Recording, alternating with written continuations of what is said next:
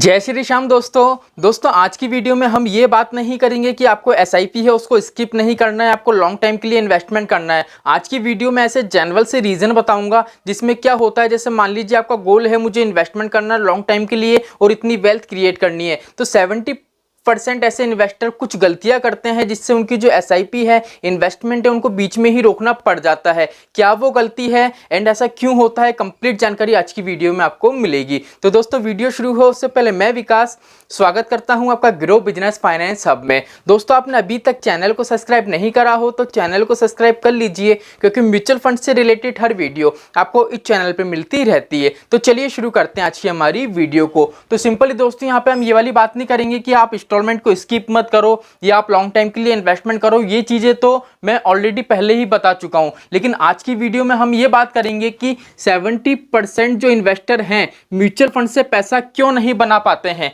देखो mutual fund में हम जब भी इन्वेस्टमेंट करते हैं तो हमारा गोल यही रहता है कि हम अगर 10 साल के लिए इन्वेस्टमेंट कर रहे हैं तो 10 साल के अंदर हम इतनी वेल्थ क्रिएट कर रहे हैं, लेकिन वो चीज नहीं हो पाती है।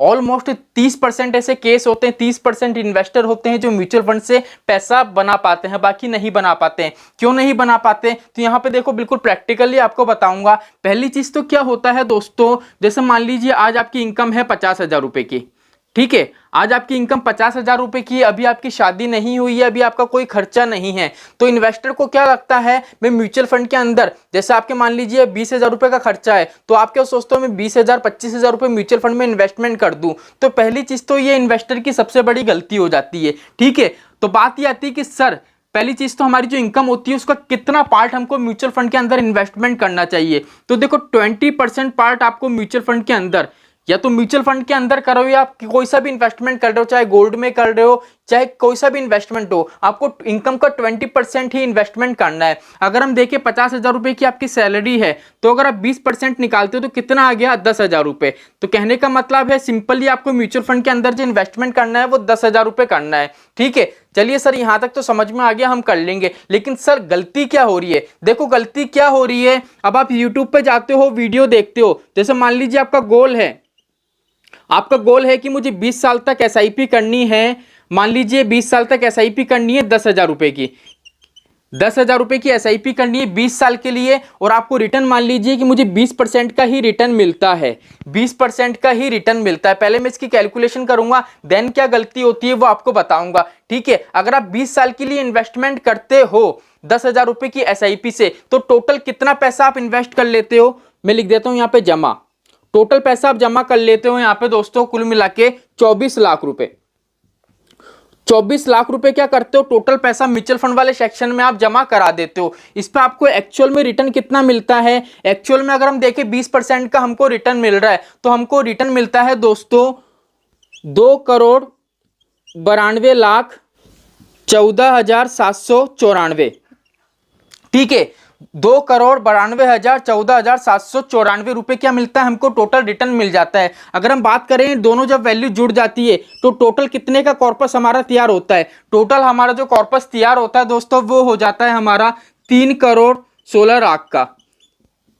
यहां तक सही है सर, बिल्कुल कोई दिक्कत परेशानी नहीं है। अब गलती कहां आती है यहां पे ये चीज समझो। अब आपका गोल है कि मुझे अचीव करना है 5 करोड़ 10 करोड़ मुझे अचीव करना है 20 साल के अंदर। आप यूट्यूब पे जाते हो, देखते हो कोई बढ़िया सा फंड मुझे मिल जाए, आपको फंड मिल भी जाता है। वहां पे क्या चीज होती है, जैसे मान लीजिए मैंने आपको बताया कि 20 साल के लिए आपको इन्वेस्टमेंट करना है, 10,000 की एसआईपी करनी है, 20% अगर आपको एक्चुअल में रिटर्न मिलता है। अब मान लीजिए अगर आप इसको ईयरली बेस पे अगर इसको आप इंक्रीज करते हो 15% से, तो आपकी वेल्थ इतनी ज्यादा क्रिएट हो जाएगी। तो आप क्या सोचते हो कोई दिक्कत परेशानी नहीं है। अभी आपकी जेब से कितना पैसा जा रहा है? 10,000 रुपए।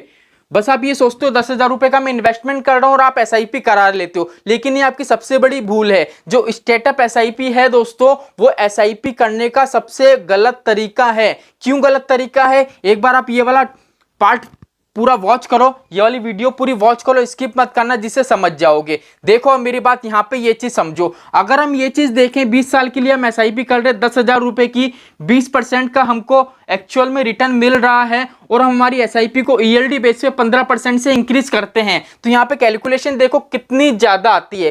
पहली चीज तो ये हम पैसा कितना जमा करा रहे हैं, पैसा जमा कितना करा रहे हैं, यहाँ पे ये चीज देखो, पैसा हम इसमें जमा करा रहे हैं 2 करोड़ 24,02,560 रुपए। टोटल कितना पैसा जमा हो रहा है? 2,24,02,560 रुपए। अब यहाँ पे ये चीज देखो, एसआईपी स्टार्ट करी थी 10,000 रुपए की, 10,000 करके हमने जमा कितना कराया था? 24 लाख रुपए 20 साल के अंदर। लेकिन 20 साल के अंदर हम खुद ही हमारी जेब से पैसा कितना जमा करा रहे हैं? 2,24,00,000 रुपए। ये पॉसिबल है? 2,24,00,000 रुपए की आप एसआईपी कर ही नहीं सकते हो, आप खुद से पे नहीं कर सकते हो, क्योंकि नॉर्मल सी बात है, इतना अमाउंट कैसे पे कर लोगे? आपकी तनख्वाह कितनी है? 50,000 रुपए। मान लीजिए 20 साल बाद आपका जो इंक्रीमेंट हो जाता है, आपकी सैलरी मान लो 80,000 हो जाए, 1,00,000 रुपए हो जाए, फिर भी आप नहीं कर सकते हो। क्यों नहीं कर सकते हो? मैं आगे पूरी कंप्लीट कैलकुलेशन बताऊंगा। चलिए इसमें बात करते हैं कि इस पे हमको रिटर्न कितना मिलता है। अगर हम देखें, हमने जो भी पैसा जमा कराया 2,24,00,000 रुपए, इस पे हमको रिटर्न कितना मिलेगा? तो रिटर्न इस पे मिलेगा आपको 3,93,000, 3,93,83,000 रुपए। ये मैंने राउंड फिगर में लिख दिया है जिससे कैलकुलेशन इजी हो सके।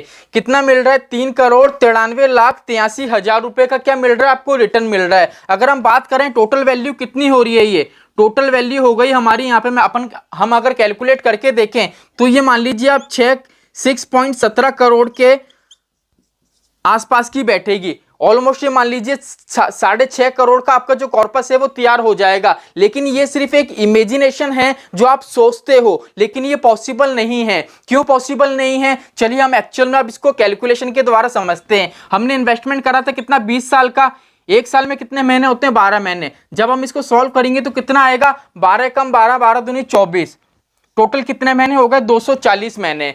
कितने महीने हो गए? टोटल 240 महीने। अब यहाँ पे ये चीज देखो, हमने 24 लाख रुपए जमा कराए थे 10,000 रुपए हर महीने पे करके, लेकिन यहाँ पे हम कितना पैसा जमा करा रहे हैं? मैं यहाँ पे लिख देता हूं 2,24,02,560 रुपए। हम इसको भाग देंगे सीधा सीधा 240 से। ये 240 क्या है दोस्तों? ये मंथ है, इतने मंथ तक हमने हमारी एसआईपी पे करी है। जब हम इसको एक्चुअल में सॉल्व करेंगे तो हमारे पास कितना फिगर देखने को मिलेगा? हमारे पास फिगर देखने को मिलेगा 93,344। 93,344। कहने का मतलब है, मैंने यहाँ पे ये कैलकुलेशन निकाली है, अगर हम म्यूचुअल फंड के अंदर पूरे 20 साल में इतना पैसा जमा कराते हैं, ठीक है, 20 साल में, एक साल में 12 महीने होते हैं, तो कितने महीने हो गए? टोटल 240। तो हमने जितना भी पैसा जमा कराया है, मैंने उन सभी महीने से इसको भाग दिया है, तो मुझे ये पता पड़ गया कि एक्चुअल में एक महीने में मैं पैसा कितना जमा करा रहा हूं? 93,000 रुपए। अब यहाँ पे ये चीज देखो, एसआईपी स्टार्ट कितने से करी थी? हमने मात्र 10,000 रुपए से।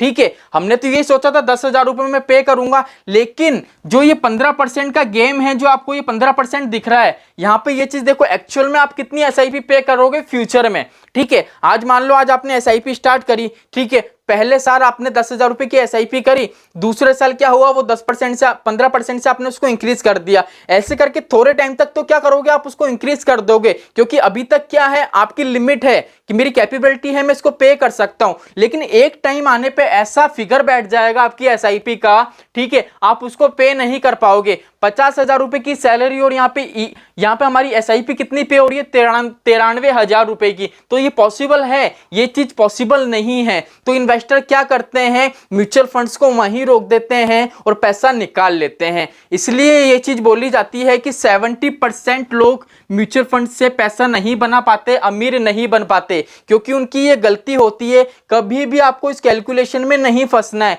ये कैलकुलेशन एक्चुअल में कैसे काम करती है, इस चीज को समझो। आपका गोल है, देखो पहली चीज तो ये है कि ये सिर्फ वही लोग यूज लेते हैं जिनकी कैपेबिलिटी होती है। कैपेबिलिटी का मतलब क्या है? देखो, म्यूचुअल फंड के अंदर दो तरीके के लोग इन्वेस्ट करते हैं। एक वो लोग करते हैं जिनकी नौकरी होती है, दूसरा वो लोग इन्वेस्ट करते हैं जिनका खुद का बिजनेस होता है। देखो, बिजनेस वाले को कोई दिक्कत परेशानी नहीं है, अगर उनका बड़े लेवल का बिजनेस है, अगर वो 20%, 50%, अगर 10% से भी इंक्रीज करेगा तो वो इजीली कॉर्पस तैयार कर लेगा। लेकिन हम कैसे इंक्रीज करें? तो आपको सीधा सा परसेंटेज से इंक्रीज नहीं करना है। ठीक है, जिनकी भी नौकरी है, मैं उनको बता रहा हूं, आपको परसेंटेज बेस पे इंक्रीज नहीं करना है। आपको क्या करना है? अगर आपकी 10,000 रुपए की एसआईपी है तो हर साल इसको इंक्रीज करना है अमाउंट बेस से। जैसे 10,000 की एसआईपी आ गई, दूसरे साल कितने की कर दूंगा मैं इसको? दूसरे साल में कर दूंगा 10,000 इसमें 100 रुपए जोड़ दूंगा, 10,000 100 रुपए की हो जाएगी। फिर जैसे ही एक साल मेरा बढ़ जाएगा 10,200 कर दूंगा, फिर 10,300 कर दूंगा। तो इस हिसाब से आपको एसआईपी है उसको बढ़ाना है, परसेंटेज से नहीं बढ़ाना है। ठीक है, देखो म्यूचुअल फंड्स के अंदर जितने भी आपको ऑप्शंस मिलते हैं ना, अगर उसको आप प्रॉपर तरीके से यूज करोगे तो आप इजीली अमीर बन जाओगे। नहीं तो म्यूचुअल फंड्स है ना, स्कैम नहीं है, लेकिन क्या हो आपकी खुद की ऐसी गलतियां आप करोगे, उससे क्या होगा, म्यूचुअल फंड्स आपके माइंड में ही क्या होगा, स्कैम का रूप ले लेगा। ठीक है, तो ये सिर्फ एक इमेजिनेशन है जो आप सोचते हो। आप बस ये सोचते हो कि हाँ सर ने इतना बताया था, 15% से इसको इंक्रीज कर दूंगा तो फ्यूचर में इतना कॉर्पस तैयार हो जाएगा। लेकिन पहले उसकी कंप्लीट कैलकुलेशन करा करो कि जहां मैं 10,000 रुपए की एसआईपी करा रहा हूं, वहां पे 93,000 रुपए की एसआईपी मुझे मंथली बेसिस पे करने पड़ रही है। तो ये म्यूचुअल फंड्स की दोस्तों सबसे बड़ी ऐसी गलती है जो इन्वेस्टर कर रहे हैं, इसलिए म्यूचुअल फंड से पैसा नहीं बना पा रहे हैं। तो चलिए दोस्तों, आज के लिए इतना ही, मिलते हैं हमारी नेक्स्ट वीडियो में। जय श्री श्याम दोस्तों, जय श्री राधे।